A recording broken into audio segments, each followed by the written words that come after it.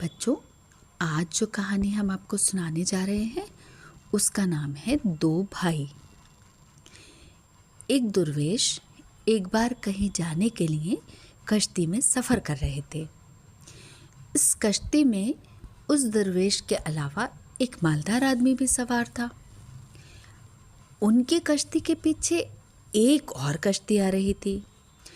اس دوسری کشتی میں چند مسافر سفر کر رہے تھے۔ جب مسافروں والی دوسری کشتی دریا کے وسط میں پہنچی، وسط جانتے ہیں؟ دریا کے بیچوں بیچ یعنی سینٹر میں پہنچی تو گرداب میں پھنس کر الٹ گئی۔ اب آپ پوچھیں گے گرداب کیا ہوتا ہے؟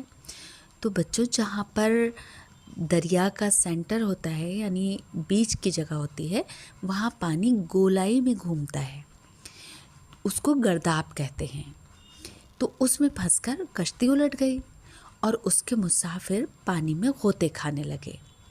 غوطے کھانے والوں میں دو افراد سگے بھائی تھے۔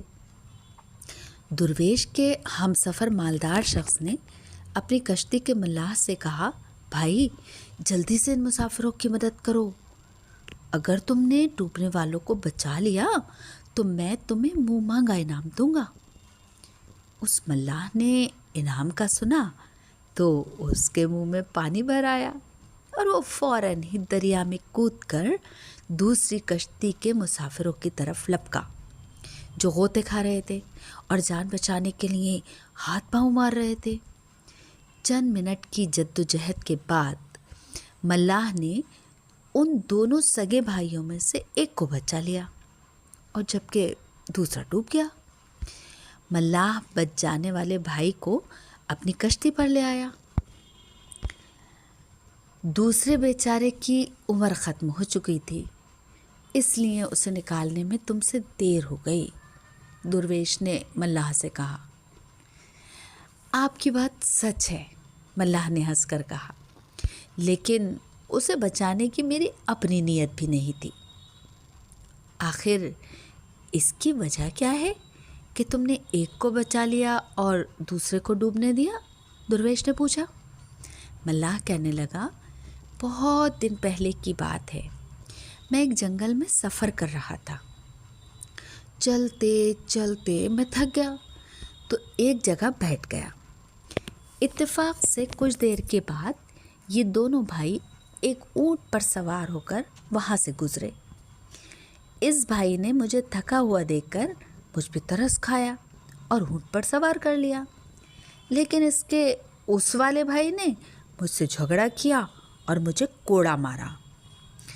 اب میں نے اسے ڈوبتا دیکھا تو مجھے وہ واقعہ یاد آ گیا، چنانچہ میں نے اس وجہ سے اسے ڈوبنے دیا کہ اس نے مجھے خواہ مخواہ کوڑا مارا تھا، اور اس آدمی کو میں نے اس لیے بچا لیا کہ اس نے بھائی کی مخالفت کے باوجود مجھے اپنے اونٹ پر سوار کرا کر مجھ پر احسان کیا تھا۔